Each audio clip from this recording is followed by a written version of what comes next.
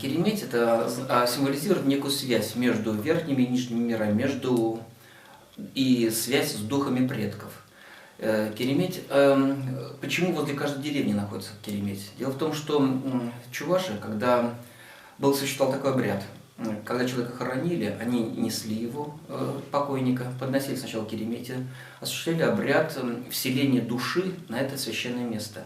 А потом уже шли и хоронили тело на кладбище.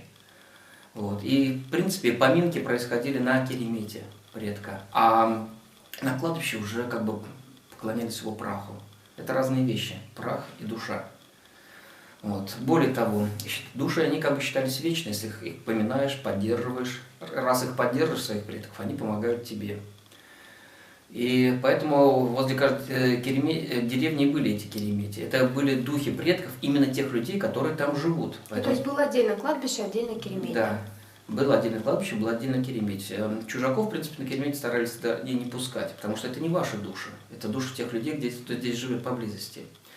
Более того, если вдруг деревня, например, решила съехать в другое место, люди делали обряд, приглашали с собой духов предков с этой керемети и перевозили их на новое место, селили их на новой керемете. И так продолжалось тысячелетиями. В принципе, они везли с собой предков, которые, может быть, пришли еще с предками чуваши Суварами с Кавказа и далее, уже тысячи лет. И эти тысячи лет они этих предков поминали и перевозили с собой. Вот чем было ценно керемет для чувашей. Вот почему они всегда поклонялись и защищали, несмотря на все, что вокруг творилось.